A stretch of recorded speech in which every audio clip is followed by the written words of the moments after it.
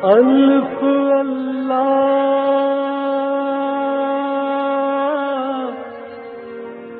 چمبے دی بوٹی میرے من وچ مرشد لائی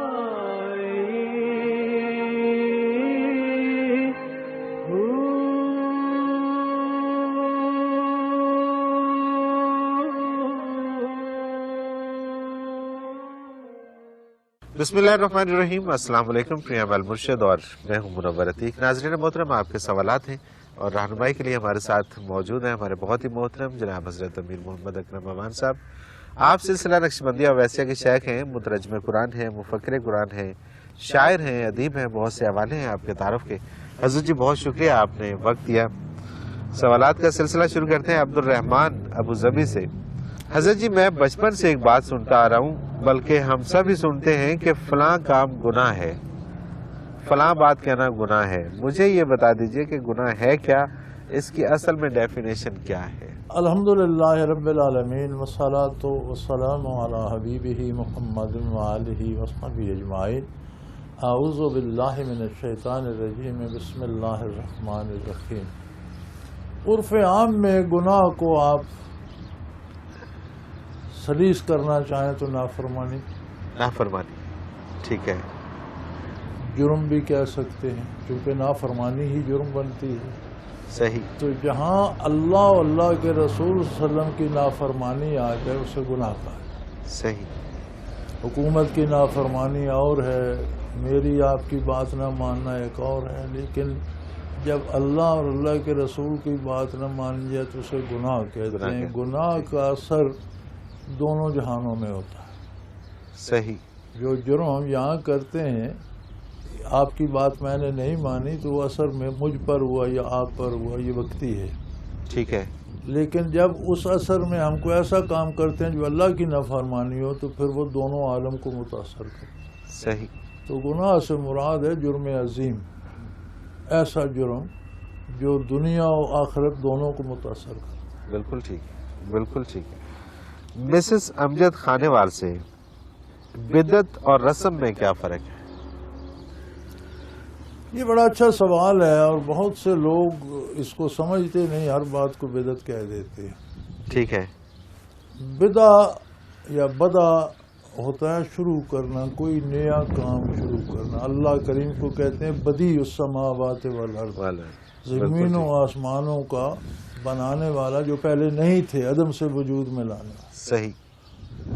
اب جو کام نبی کریم صلی اللہ علیہ وسلم نے نہیں بتایا کہ یہ شریعت ہے اور اس کا کرنا ثواب ہے، اگر آپ کوئی ایسا کام کر کے اسے ثواب سمجھیں گے تو وہ بدعت بنے، دین میں نئی چیز بن جائے گی۔ بالکل ٹھیک ہے۔ کوئی کام آپ ایسا کرتے ہیں جو شرعاً منع نہیں ہے، صحیح ہے، لیکن اسے ثواب نہیں سمجھتے تو وہ بدعت نہیں ہے، وہ رسم ہے۔ رسم، ٹھیک ہے، وہ رسم ہے، بالکل صحیح ہے۔ اور رسم کی اجازت ہے۔ مثال کے طور پہ ہم سالگرہ اگر مناتے ہیں، اگر اس کی کوئی ایسا کام نہیں کرتے جو غیر شرعی ہو، شرعی ہے، گانے بجانے نہیں کرتے یا عورتوں مردوں کی بے پردگی نہیں کرتے یا فضول خرچ نہیں کرتے تو کوئی حرج نہیں۔ بالکل صحیح ہے، لیکن اگر آپ اسے ثواب سمجھیں گے تو پھر وہ بدعت بن جائے گی۔ بالکل ٹھیک ہے، بالکل ٹھیک ہے۔ اور اگر ہم کھانا کسی غریب کو دیتے ہیں تو وہ تو ثواب ہوگا نا؟ ثواب ہوگا۔ ٹھیک ہے۔ عامرہ ہیں سیالکوٹ سے، یہ کہتی ہیں آج کل معاشرے میں برائی اتنی عام اور زیادہ ہے کہ انسان کا اس سے بچنا محال ہے، اور اگر انسان بچ نہ پائے تو اس کا اتنا قصور بھی نہیں ہے، تو کیا اس صورت میں بھی برائی میں مبتلا ہونے کی ذمہ داری اس پہ آتی ہے؟ بیٹے گزارش یہ ہے کہ آپ کوئی جرم کر کے عدالت جائیں تو کیا یہ آپ کا عذر عدالت مانے گی؟ سوال ہی پیدا نہیں ہوتا، سوال ہی پیدا نہیں ہوتا۔ آپ مجسٹریٹ کے سامنے یہ عذر پیش کر سکتی ہیں کہ جی برائی عام تھی اور اس لیے میں نے بھی کر دی۔ یہ تو اقبال جرم ہے اور سزا کا مستحق بناتا ہے۔ اللہ اکبر۔ دیکھیں اگر معاشرے میں برائی نہ ہو اور آپ نے نیکی کی تو آپ نے کون سا تیر مارا؟ کوئی شک نہیں ہے اس میں۔ رات اور دن، نیکی اور بدی، بھلائی اور برائی ساتھ یہ ساتھ جڑواں ہے. بالکل ٹھیک ہے. ہر چیز کو اللہ نے جوڑا جوڑا پیدا کیا ہے اور انسان کو شعور بخشا ہے کہ وہ عظمت الہی کو پا سکے. صحیح. جب وہ عظمت الہی سے اپنی حیثیت کے مطابق آشنا ہوتا ہے تو معاشرہ اسے برائی کی طرف نہیں لے. وہ کہتا ہے یار جو میں یہ چھوڑ دوں اور ادھر جاؤں. اللہ اکبر. مجھے ایک بات بتائیں، ایک بیٹی کو ماں باپ کتنے ناز و ادا سے پالتے ہیں، صحیح بات ہے. صحیح بات. کتنی مشکلوں سے پالتے ہیں، پڑھاتے ہیں. جوان ہوتی ہے تو وہ پیٹتے رہ جاتے ہیں، انہیں بتائے بغیر کسی کے ساتھ شادی کر لیتے. صحیح. وہ کہتے ہیں ساری عمر تم سے نہیں ملے، نہ ملے. کیوں؟ اس ایک بندے میں اسے کوئی ایسی چیز نظر آ گئی جو اس نے سب کچھ قربان کر دیا. اسی طرح بچے بھی کرتے ہیں. کیا آپ کو اللہ کریم میں اور اللہ کے رسول میں کوئی ایسی بات نظر نہیں آئی کہ آپ اس کی خاطر برائی چھوڑ دیں؟ اللہ اکبر. اللہ. اور چھوڑنی بھی برائی ہے، یعنی برائی. اس نے تو والدین اچھائی طرح چھوڑی. کیے، اچھائی چھوڑی. صحیح بات. آپ نے برائی چھوڑی. برائی چھوڑی. آپ کو اللہ اور رسول میں کوئی ایسی خوبی نظر نہیں آئی کہ آپ اس کی خاطر برائی چھوڑ سکیں. صحیح. صحیح. تو پھر تحفہ ہے آپ کی انسانیت پر. آپ کو انسان ہونا چاہیے، اللہ معرفت باری حاصل کرنی چاہیے، اللہ کے احسانات کو دیکھنا چاہیے کہ میرے ایک ایک سیل کو حیات بخش رہا. اللہ اکبر. میں سو جاتا ہوں، وہ نہیں سوتا.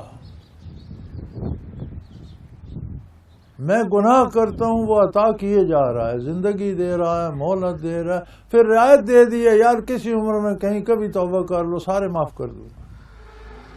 اللہ اکبر.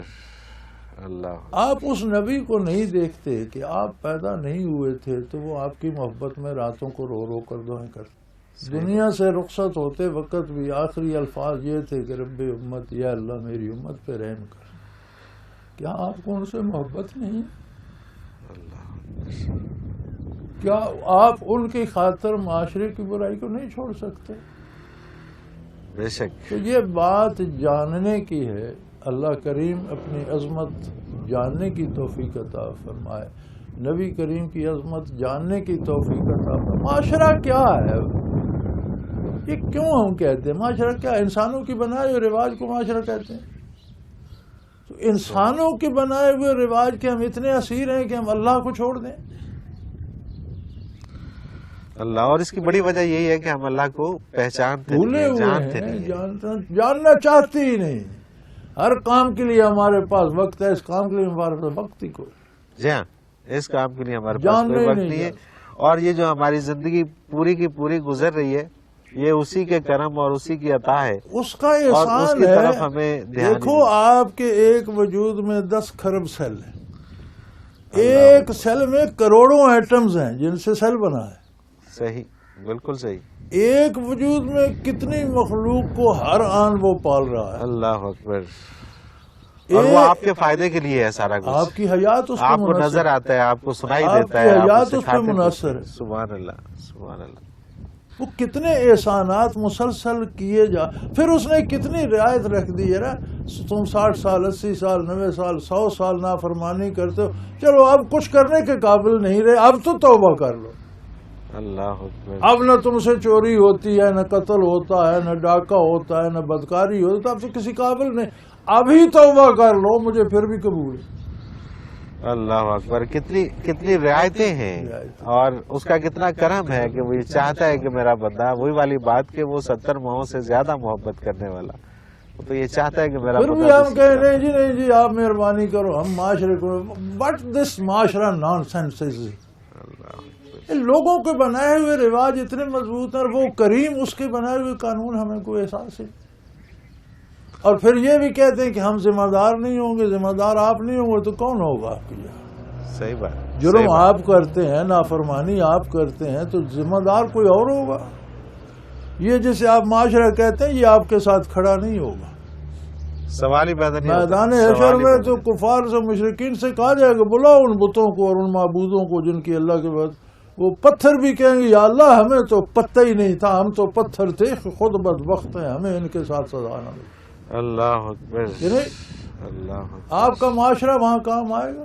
سوال ہی پیدا نہیں. اور اگر اسی دور کے اسی معاشرے کے اندر رہتے ہوئے اگر کوئی ایک بندہ بھی ایسا نکل آیا کہ جو متقی اور پرہیزگار ہے تو پھر وہ تو سمبل بن گیا نا, وہ تو سامنے بیٹھ گیا. معاشرے میں اللہ کے ہر طرح, اگر دنیا میں نیک بندے نہ ہوں تو یہ دنیا ختم ہو جائے گی. اللہ اللہ کرنے والے نہ ہوں تو دنیا قائم کیسے رہے گی؟ تو اللہ کریم بیلنس رکھتے ہیں. جہاں معاشرے میں کروڑوں بدکار ہوتے ہیں وہاں کوئی ایک ایسا نیک ہوتا ہے جو ان کروڑوں کی بدکاری پہ بھاری ہوتا ہے. اللہ اکبر, اللہ اکبر. توازن سب قائم رہتا ہے. اس کی ضرورتیں بھی زیادہ ہوتی ہیں, اس کو چانس بھی کرپشن کے زیادہ ملتے ہیں, بدکاری کے زیادہ ملتے ہیں, لیکن وہ نہیں کرتا. ہر ایک چیز, مطلب یہ نہیں ہے کہ اس کو کوئی آئیڈیل سچویشن ملی ہے, وہ اسی معاشرے کا حصہ اور اسی معاشرے میں تو نیک لوگ بھی رہتے ہیں. نیک لوگ رہتے ہیں, بالکل صحیح بات ہے. آپ کی جو محک میں رشوت میں مشہور ہیں ان میں ایسے لوگ بھی ہیں جو بیچارے سوائے تنخواہ کے کچھ بالکل صحیح بات ہے, اور جو ریٹائرمنٹ کے بعد اپنا گھر بھی نہیں بنا پاتے. بالکل صحیح بات ہے, ایسے لوگ ہیں, اور انہی کی وجہ سے شاید یہ ان کے بھی ادارے انہی کی وجہ سے چل رہے ہیں, ادروائز ممکن نہیں ہے. عزیز جی, مجھے ایک بریک پہ جانا ہے. ناظرین محترم, اگر آپ بھی اس پروگرام میں اپنے سوال کے ذریعے شامل ہونا چاہیں تو اسکرین پہ ہمارا نمبر موجود ہے, نوٹ فرما لیجیے 0333495521. اور اگر ہمیں میل کرنا چاہیں تو ای میل ایڈریس بھی اسکرین پہ موجود ہے, questions@almurshed.tv. آپ کا کوئی بھی سوال اس پروگرام میں آپ ہمیں بھیجیں, ہم حضرت جی سے رہنمائی لیں گے. ایک مختصر کمرشل بریک, اس کے بعد حاضر ہوتے ہیں, ہمارے ساتھ رہیے گا.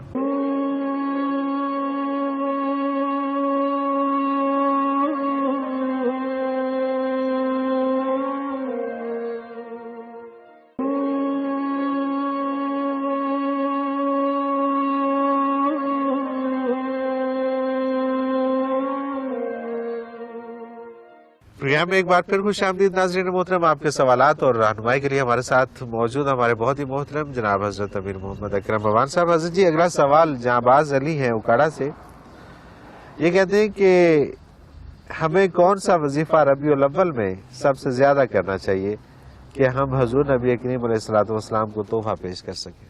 بارگاہ رسالت مآب میں بہترین تحفہ درود شریف ہے. درود شریف ہے.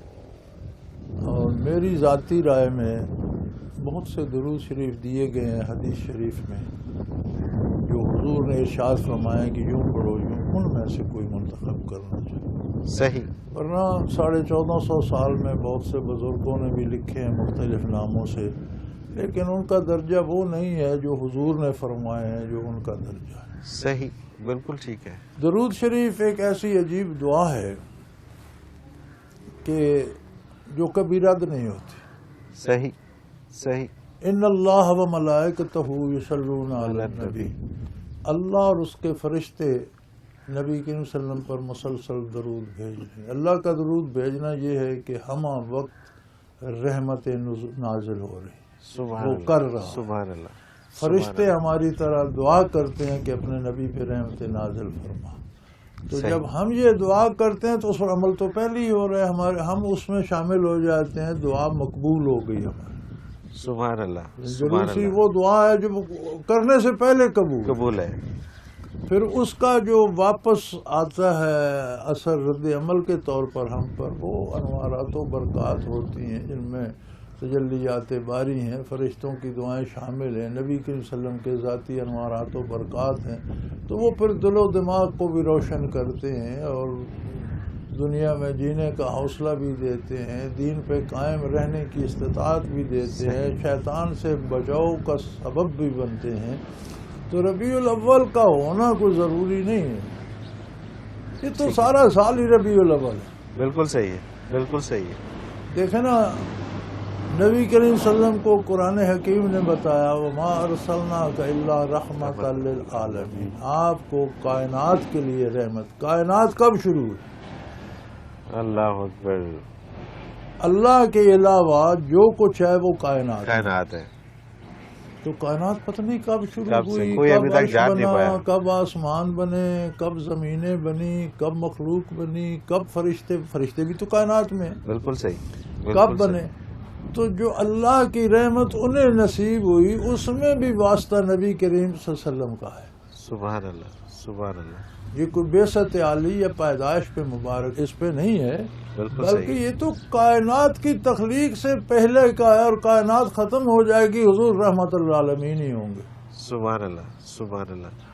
مخلوق بے شک. چلتی جائے گی، دنیا ختم ہو جائے گی، نیا جہان آ جائے گا، تو وہاں بھی آپ کا جلوہ وہی ہوگا، آپ رحمت للعالمین ہی ہوں گے. تو پھر آپ کے لیے کوئی دن، کوئی مہینہ، کوئی مخصوص ہے؟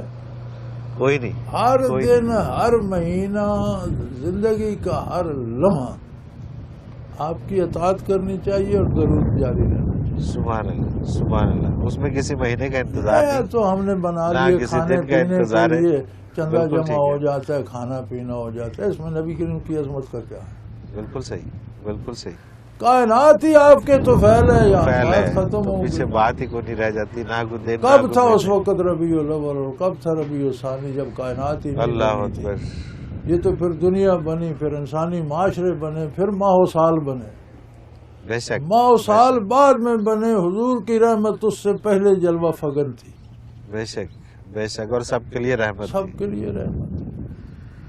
اب رحمت الہی سے دنیا میں تو کافر بھی مادی رحمت سے تو مستفید ہو رہا ہے، رزق کھا بے شک. رہا ہے، دولت پا رہا ہے، اولاد پا رہا ہے، دنیا کے سارے فائدے تو اٹھا رہا ہے، صحیح. صرف شکر ادا نہیں کر رہا. تو ساری رحمت جو ہے وہ اللہ کریم نے نبی کریم صلی اللہ علیہ وسلم کو، اللہ کریم سے براہ راست کوئی چیز لینا یہ انسان کے لیے ممکن نہیں ہے. ممکن نہیں. ٹھیک ہے بالکل ٹھیک. اللہ کی ذات اتنی عظیم ہے کہ مخلوق اس سے براہ راست رابطے نہیں کر سکتی سوائے اس کے ان برگزیدہ ہستیوں کے جنہیں اس نے قوت برداشت دی ہے، سبحان اور اللہ. وہ انبیاء سبحان اللہ. اور رسول ہیں.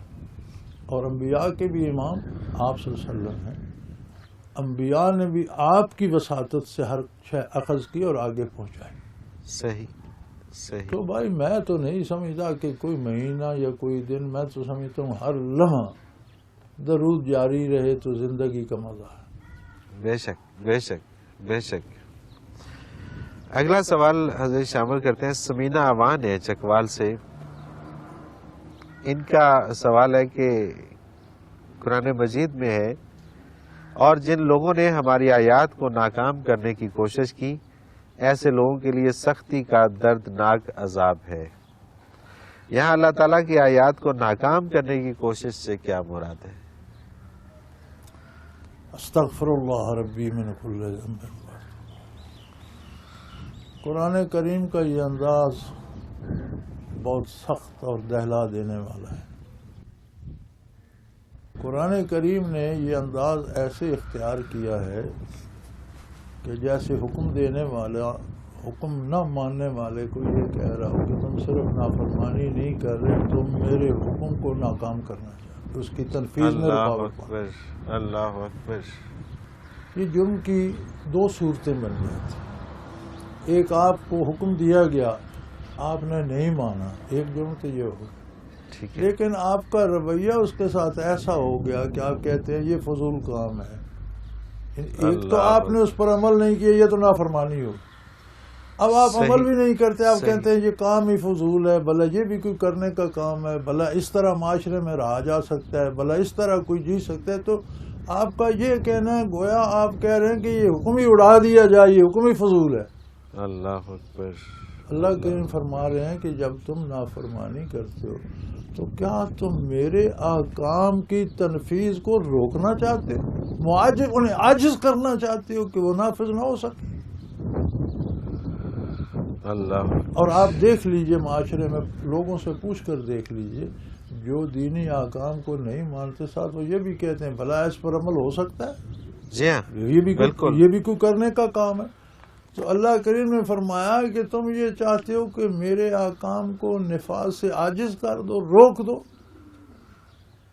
یہ دیکھ لو کہ یہ جرم کتنا بنے گا اور اس کی سزا کیا. صحیح بالکل. وہ بلکہ پچھلے ہمارے پروگرام میں ایک سوال بھی آیا تھا نا کہ اگر ہم ایمانداری پہ عمل کرتے ہیں تو ہمارے بزنس میں نقصان ہوتا ہے. مطلب یہ وہی والی بات ہوگی نا کہ آیات کو ناکام کرنے والی بات کہ ایمانداری کا تو چلتا ہی یہ نہیں. نقصان آپ اسے سمجھ رہے ہیں جو زائد لیتے ہیں. جو زائد لیتے ہیں وہ تو زائد لینا بھی نقصان ہی ہے. اللہ اکبر. تو یہ بڑا سخت جملہ ہے قرآن حکیم کا. اللہ کریم ہمیں معاف فرمائے کہ ایک تو نافرمانی ہوتی ہے کہ مجھ سے اس پر عمل نہیں ہوتا، لیکن ایسے بندے میں نے نہیں دیکھے جو عمل نہیں کیوں کہتے یار اس کی ضرورت کیا ہے. جی ہاں. دن میں 5 مرتبہ ہاتھ منہ دھو کر کھڑے ہو جاؤ، کیا یہ تماشا ہے؟ کون ایسا کرے؟ معاشرے میں ایسا کیسے ہو سکتا ہے؟ رشوت کے بغیر مہینہ کیسے گزرتا ہے؟ یہ ہو ہی نہیں. یعنی ایک تو تم نافرمانی کرتے ہو، پھر اس حکم کو فضول بتاتے ہو. گویا تو تم اس حکم الہی کی تنفیذ کو روکنا، اسے عاجز کرنا چاہتے ہو کہ یہ نافذ ہی نہ ہو سکے. تو پھر آگے فرما، پھر دیکھ لو یہ کتنا بڑا جرم ہے، اس کی سزا کتنی بڑی ہوگی. اللہ اکبر. عذاب عظیم، بہت بڑا عذاب ہو. عذاب ایسے ہی عذاب ہے لیکن وہ بہت بڑا ہو. اور اگر اس ایک آیت کریمہ کو ہی سمجھ لیا جائے تو میرا خیال ہے کہ بہت سارے معاملات جو ہیں وہ ویسے ہی حل ہو قرآن جائیں گے. کریم حقائق پہ بات کرتا ہے، مفروضوں پہ نہیں کرتا. اللہ کا کلام ہے، اسے زیب ہی نہیں دیتا کہ وہ مفروضوں پہ بات کرے. یہ حقیقت ہے کہ جو لوگ اللہ کی نافرمانی کرتے ہیں وہ ساتھ یہ بھی کہتے ہیں کہ یہ احکام غیر ضروری ہیں، ان کی کیا ضرورت ہے، یہ اس پہ کبھی عمل ہو سکتا ہے، ایسے کبھی کوئی کر سکتا ہے. فرمایا اچھا تمہاری یہ جرأت کہ میرے احکام کو تم عاجز کر دینا چاہتے ہو، بیکار کر دینا چاہتے ہو. تو رہو دنیا میں، تمہاری روزی بند نہیں کرتا، تمہیں زندگی جو مقرر کی ہے وہ بھی دوں گا، مہلت بھی دوں گا. اس بات سے بھی نہیں روکتا کہ توبہ نہ کرو، توبہ کر لو پھر بھی قبول کر لوں گا. لیکن اسی حالت میں مر گئے تو پھر دیکھ لو مجھ سے مقابلہ کرتے ہوئے مرے تھے، اس کی سزا کیا ہوگی، کتنا بڑا عذاب ہوگا، یہ بھی سوچ لو. اللہ اکبر. اللہ اکبر. حضرت جی پروفیسر ماجد حسین اوان ہے گجرانوالہ سے، یہ کہتے ہیں قرآن مجید میں ہے کہ اللہ تعالیٰ ہر اس شخص کا دوست ہے جو ایمان لایا. اللہ ولی اللہ زین آمن. میرا سوال یہ ہے کہ اگر ایمان لانا ہی ولایت کی شرط ہے تو پھر اولیاء اکرام مزید اذکار کیوں تعلیم فرماتے ہیں؟ پروفیسر صاحب میرا غیر سادہ آدمی ہے. سوال سے تو ایسے ہی لگ رہے. گزارش یہ ہے کہ ایک چوکیدار، ایک مالی، ایک چپڑاسی بھی تنخواہ پاتا، جی ہاں، ایک جرنیل بھی تنخواہ پاتا. تو فرق کیا ہوا؟ دونوں کے سٹیٹس میں زمین آسمان کا فرق ہے. یہ جو ولایت عامہ ہے جو کلمے کے ساتھ نصیب ہوتی ہے، یہ اللہ کی عطا ہے. صحیح. یہ اس کا انعام ہے کہ جس نے میری توحید کا اور میرے نبی کی نبوت کا اقرار کیا میں اسے اپنا دوست بنا سکتا. سبحان اللہ. اب اللہ نے تو بنا لیا، بننے والے نے دوستی نبھائی. بھائی بالکل ٹھیک. سوال یہاں کھڑا ہوتا ہے کہ اللہ نے تو بنا لیا کہ تم میرے دوست ہو، لیکن کیا جو آپ کی ہر قدم مخالفت کرے آپ اسے کب تک دوست رکھیں؟ سوال ہی پیدا نہیں ہوتا. اب یہ دوستی بندے کے گلے پڑ گئی، جو نبھاتا گیا عمر بھر نبھا لی، وہ اپنے درجات پاتا گیا. وہ ولی اللہ بھی کہلایا اور غوث قطب بھی کہلایا اور صوفی بھی کہلایا، اہل علم بھی، عالم بھی کہلایا، وہ جو مرتبے اللہ نے کسی کو دیے. تو جس نے لگاتی ہی توڑ دی، اللہ تو کہتا ہے تو میرا دوست ہے پر میں تیرا نہیں، میں شیطان کی بات شیطان کے پاس ہوں. بالکل صحیح. یہ تو بندے کا کردار ہے. یہ تو بندے کا کردار ہے. بالکل ٹھیک بات ہے. اور اس میں اللہ تعالیٰ سے دوستی اور پھر اس کے اندر اپنے سٹیٹس کو اوپر لے کے جانا، نبھانا، یہ اصل کام ہے. سے کس کیفیت سے، کس صدقے دل سے کتنی نبھائی. بالکل صحیح. عزیز مجھے ایک بریک پہ جانا ہے. ناظرین محترم اگر آپ بھی اس پروگرام میں شامل ہونا چاہیں، اپنا کوئی سوال ہمیں بھیجنا چاہیں تو اسکرین پہ ہمارا نمبر موجود ہے، نوٹ فرما لیجیے 0333495521. اور اسی طرح سے ہمیں میل کرنا چاہیں تو ای میل ایڈریس بھی اسکرین پہ موجود ہے، questions@almushtari.tv. اپنا کوئی بھی سوال ہمیں بھیجیے، ہم اس پروگرام میں شامل کریں گے. حضرت جی سے رہنمائی لیں گے. ایک مختصر کمرشل بریک، اس کے بعد حاضر ہوتے ہیں. ہمارے ساتھ رہیے گا.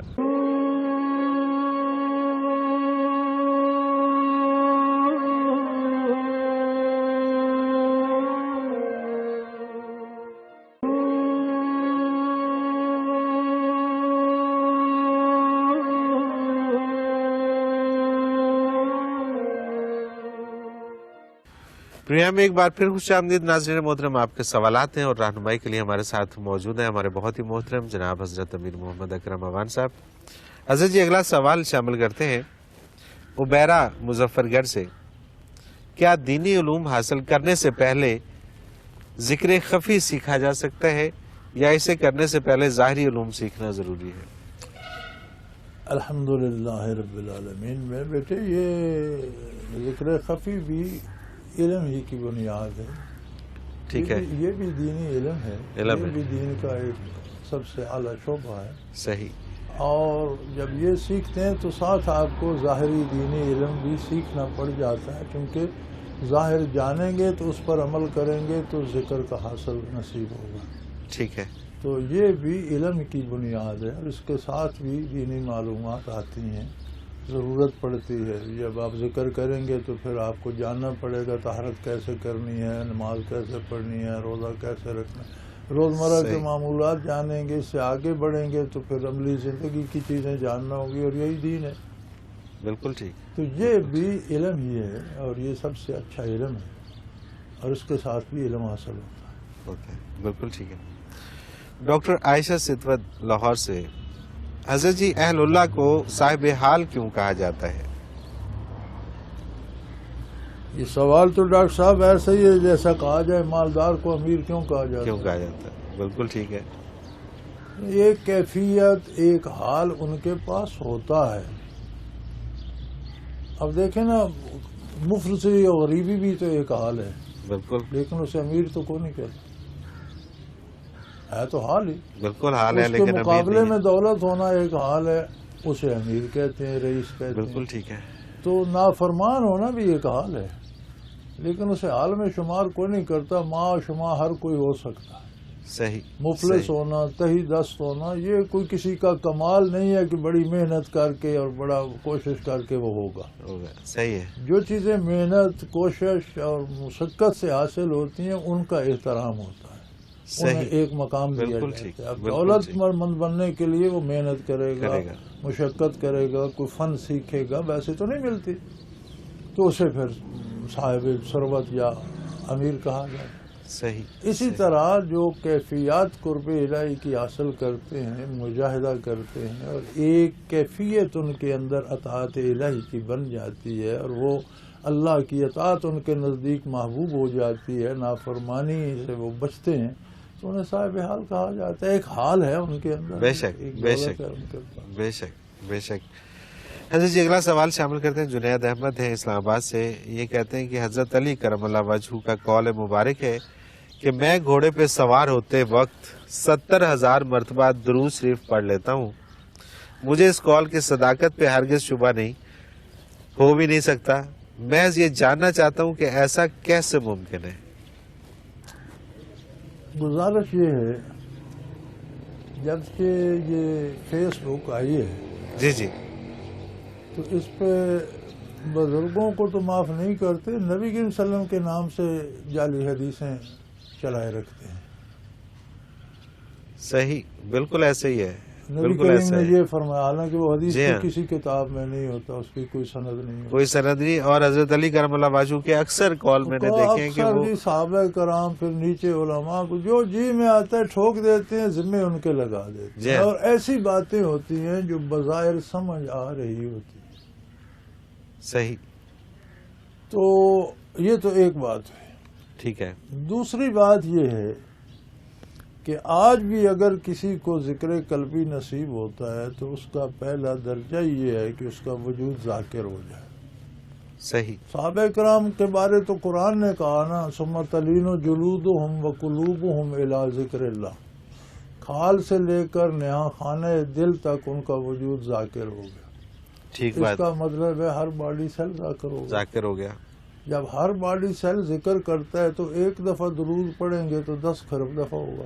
سبحان اللہ، 70,000 تو بہت پیچھے رہ گیا، ہر باڈی سیل جب درود پڑے گا سبحان تو اللہ، ایک سبحان اللہ، درود 10 خرب دفعہ پڑھا جائے گا، کیونکہ 10 خرب سیل تو قائم سیل تو رہتے ہیں۔ بالکل ٹھیک ہے، ہاں جی؟ بالکل ٹھیک ہے، تو اس انداز سے دیکھیں تو پھر آپ کا 70,000 تو کچھ بھی نہیں بنتا۔ کچھ بھی نہیں ہوا، بات کی صداقت کا میرے نزدیک مجھے اس کے بارے کوئی علم نہیں، نہ میں ایسے غلط کہتا ہوں نہ صحیح کہتا ہوں. صحیح. یہ اکثر یہ بات آپ کی بالکل ٹھیک ہے. آ گیا ہے جو جی چاہے لکھ دیتے ہیں، اور کبھی کہتے ہیں یہ حدیث ہے، اپنی طرف سے لکھ کے تو نیچے بزرگوں کا نام لکھ دیتے ہیں کہ یہ ان سے منسوب ہے. اور ایسے ایسے عجیب قول ہوتے ہیں، نہ اس زمانے کی وہ بات ہوتی ہے، نہ اس عہد کی ضرورت ہوتی ہے، نہ اس دور میں وہ چیزیں ہوتی ہیں. جی ہاں، بالکل ایسا ہی ہے. تو جو جس کے جی میں آتا کرتا ہے. یہ باتیں تو اس طرح کی نہیں رہی. یہ بات کہ کیسے پڑھا جا سکتا ہے میرے بھائی، ہر باڈی سیل ذاکر ہو تو پھر کوئی ایشو ہی نہیں ہے، پھر پڑھا جا سکتا ہے. صحابہ کرام کے تو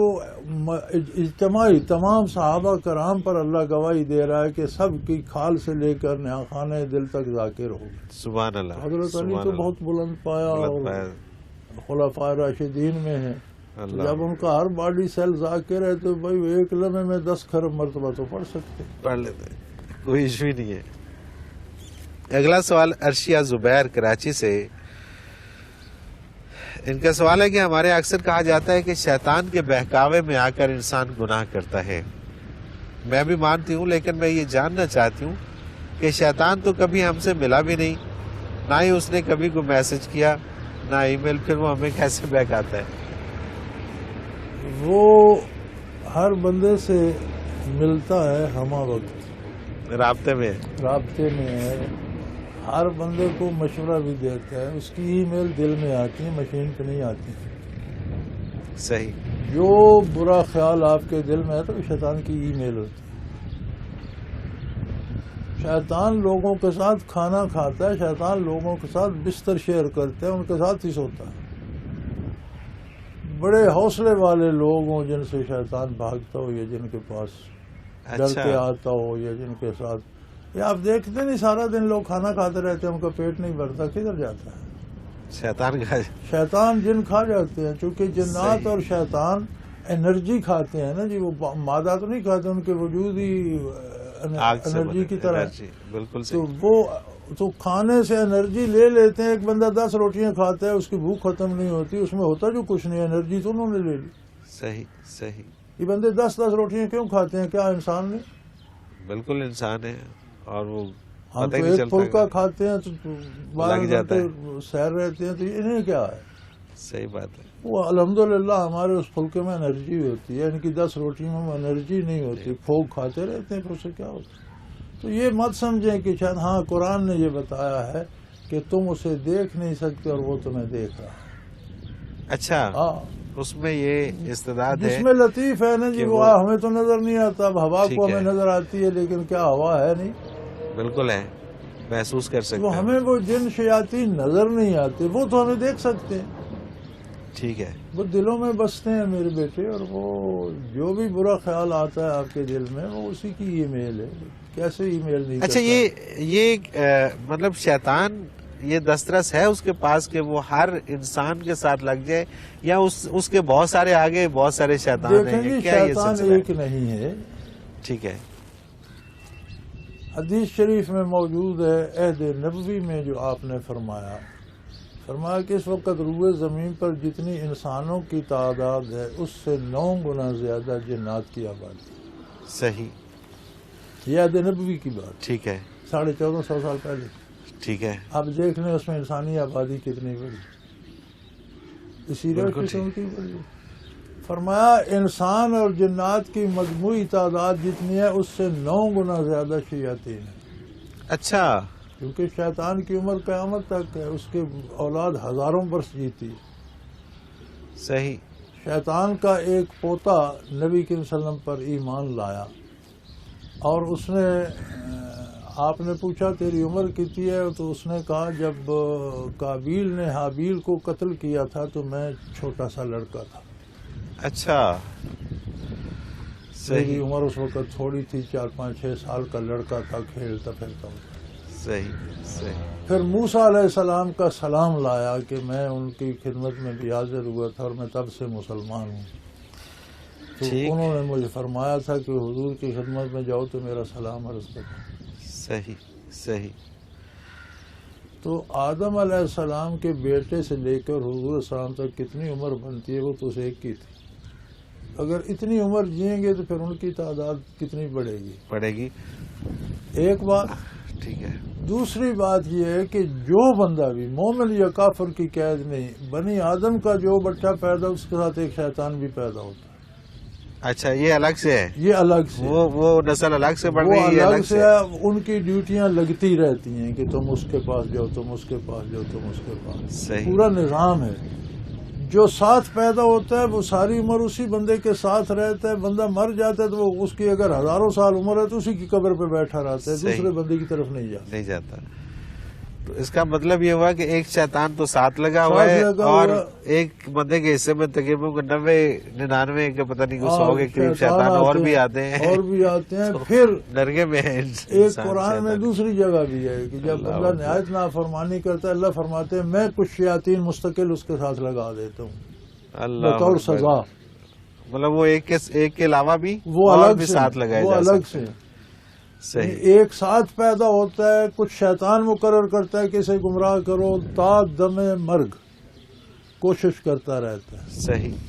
اور کچھ جب ہم نافرمانی کرتے ہیں تو عذاب کی صورت میں اللہ کی طرف سے بھی مقرر کر دیے جاتے ہیں کہ اسے بہکاؤ، اس کے ساتھ لگ جاؤ بطور سزا. اللہ اکبر. یہ بڑا مشکل اور یہ بڑا واقعتاً یہاں پہ تو پھر اگر انسان سوچتا ہے اور غور کرتا ہے تو یہ تو واقعتاً ایک بہت بڑا جہاد ہے اور اس میں اس کا مقابلہ کرنا ہے. بات یہ ہے نا جی کہ شیطان لاکھوں، آپ کے ساتھ تو اللہ ہے. آپ کو یہ اصل بات ہے.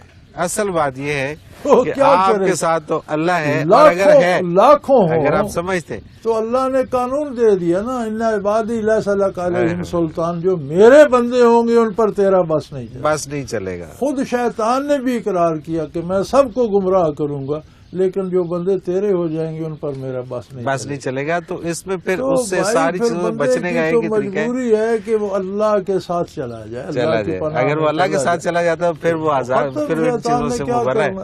بالکل صحیح. جہاں یہ ہمیں مشکل نظر آتی ہے نا کہ ایک بندے کو ہزاروں شیاطین نے گھیر لیا، وہاں یہ سہولت بھی ہے کہ ہر مومن کو اللہ کریم حفاظت میں لے لیتے ہیں. اللہ سے وفا کرے، بات ختم ہو جائے گی اور ان سے جان چھوٹ جائے گی. وہی ہوا کہ پروگرام کا وقت اپنے اختتام کو پہنچ گیا. بہت شکریہ آپ نے وقت دیا. ناظرین محترم، اگر آپ بھی اس پروگرام میں شامل ہونا چاہیں اپنے سوال کے ذریعے تو اسکرین پہ ہمارا نمبر موجود ہے، نوٹ فرما لیجیے 033349555021. اور اگر میل کرنا چاہیں تو ای میل ایڈریس بھی اسکرین پہ موجود ہے questions@almurshid.tv. آپ اپنا کوئی بھی سوال ہو ہمیں ضرور بھیجیے، ہم اس پروگرام میں شامل کریں گے، حضرت جی سے رہنمائی لیں گے. اس کے ساتھ ہی پروگرام کا وقت اپنے اختتام کو پہنچا. منور عتیق کو اجازت دیجیے. اللہ حافظ.